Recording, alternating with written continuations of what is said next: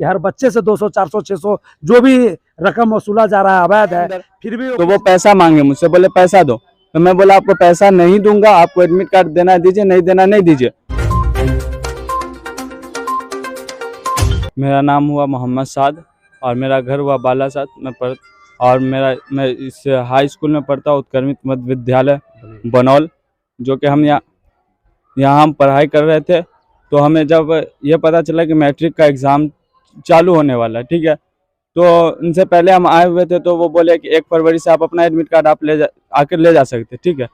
तो हमको पता चला कि एडमिट कार्ड पहले आ चुका है। तो हमारे स्कूल जहाँ कोचिंग करते हैं वहाँ सवेरे कल छुट्टी हुई, तो हम लोगों ने सोचे चलो आज ही जाके एडमिट कार्ड ले आते हैं। आज सवेरे छुट्टी हो गया, इसलिए हम लोग आ गए थे एडमिट कार्ड लेने। जब यहाँ हम एडमिट कार्ड लेने के लिए पहुँचे तो एक भी हाई स्कूल के टीचर हमको नहीं दिख रहे थे, जबकि वक्त था 4 बजे बंद करने का।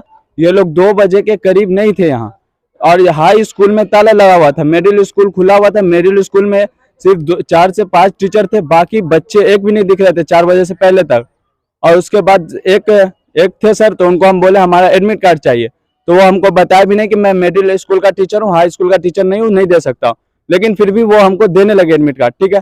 तो मैंने उनसे एडमिट कार्ड लेने गए अंदर, तो वो पैसा मांगे मुझसे, बोले पैसा दो।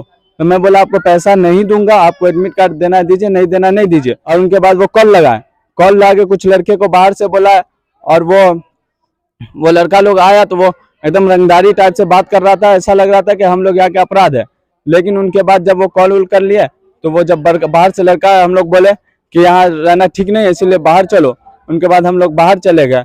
बस हम इतना ही कहना चाहेंगे कि आप शिक्षा मंत्री से भी यही अपील करेंगे कि आप इस पे कार्रवाई कीजिए। आइंदा ऐसे स्कूल टीचर सबको बहाली न करे तो ही अच्छा होगा, क्योंकि ऐसा ही हिंदुस्तान का आर्थिक स्थिति बहुत बदतर हो चुकी है, बहुत गिर चुकी है, और भी बच्चे को पढ़ाने में एकदम पीछे धकेला जा रहा है। कमजोर जो कि गरीब बच्चे वो पैसा नहीं दे पाते हैं। इसीलिए मैं अपील करूंगा कि आप ये सब जो फालतू के पैसे लिए जा रहे हैं, जो कानूनी है, जिसकी गवर्नमेंट इजाजत दे रहे, वो पैसा ले, हम लोग देने के लिए तैयार है।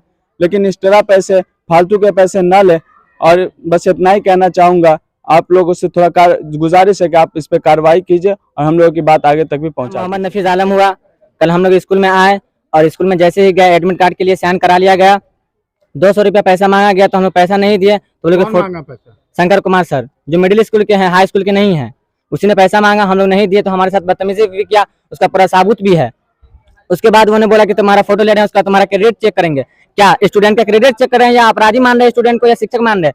टीचर का काम यही है कि स्टूडेंट को अपराधी माना जाए या स्टूडेंट माना जाए। हम यही नहीं समझ में आ रहा है कि ये शंकर कुमार जो है, जो हम लोग के साथ जो ऐसा सलूक किया जा रहा है, तो हम लोग आगे बढ़ेंगे या पीछे जाएंगे? हमें सरकार से यही गुजारिश करते हैं, शिक्षा मंत्री से, कि हम लोग को अगर आगे बढ़ाया जा रहा है तो इसी तरह से ये पीछे धकेला जा रहा है। मोहम्मद शवाब आलम है, मेरा घर बालासात है और मैं बनौल के हाई स्कूल उत्क्रमित मध्य विद्यालय में पढ़ता हूँ।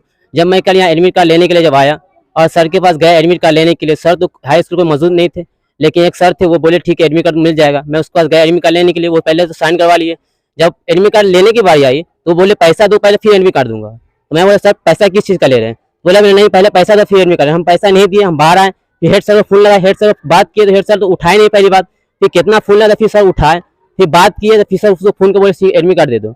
जो एडमिट कार्ड हम लेने के लिए बुलाए, एडमिट कार्ड देने के लिए बुलाए हम लोग को, तो हम लोग एडमिट कार्ड फोटो खींच रहे थे। तो हम लोग फोटो मना किए कि फोटो नहीं खींचिए, तो वो पहले फोटो जबरदस्ती किए, नहीं फोटो खींचेंगे। हम लोग एडमिट कार्ड छोड़ दिए, हम लोग चले आए।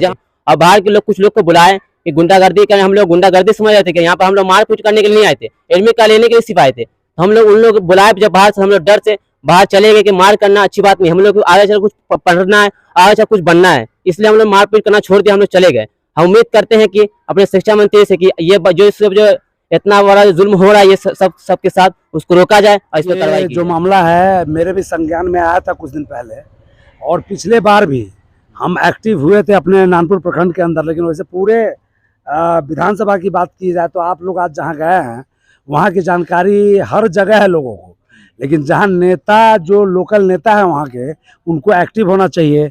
वहाँ के जो भी पॉलिटिकल लोग हैं, आप लोग एक्टिव हो रहे हैं, मीडिया वाले, ये बड़ी बात है। आप लोग जिला से आके यहाँ पे इस चीज़ पर ध्यान दे रहे हैं, और जो हमारे जनप्रतिनिधि जो बनाए जाते हैं इस चीज़ के लिए, वो घर में बैठे हुए हैं, उनको जानकारी है कि हर बच्चे से 200 400 600 जो भी रकम वसूला जा रहा है, अवैध है, फिर भी वो कुछ नहीं कर रहे हैं। आप लोग के यहाँ जागरूक होने से एक चीज हुआ, कल से हम अपने भी प्रखंड में एक एक स्कूल का कल से भ्रमण करेंगे और जो हेडमास्टर पकड़ा गया उसका कल पोस्टमार्टम कर देंगे। आप लोग का सहयोग चाहिए कि जब भी आप लोग के पास हम लोगों का फोन जाए, आप लोग एक्टिव होके आए और हम आपके माध्यम से सारे जितने भी बच्चा के गार्जियन है उनको ये कहना चाहते हैं, एक भी पैसा आप ना दे। एक भी पैसा अगर कोई हेडमास्टर कहीं भी मांगता है, उसकी जानकारी आप तुरंत से तुरंत मीडिया को या वहां के जनप्रतिनिधि को दे या हम लोग के पास दे। उसके बाद आपके माध्यम से और जो कानूनी है उसके माध्यम से उस हेडमास्टर पे कार्रवाई किया जाएगा। ये 100% जिलाधिकारी को क्या मांग करेंगे आप? सर से यही मांग करेंगे कि ये एक तरीके का समझिए बच्चों का भी शोषण है, और जो बच्चा जो सरकार गाइड फैसिलिटी दे रही है, आपको फैसिलिटी दे रही है, आपका तनख्वाह 30,000, 40,000, 50,000 रुपए है, बावजूद इसके आप 200-400 उगाही करने से नहीं जा रहे हैं। ऐसे शिक्षक को तत्क्षण निलंबित किया जाए, ऐसे शिक्षक को दोबारा विद्यालय में प्रवेश न करने दिया जाए, यही हम डीएम सर से अनुरोध करते हैं।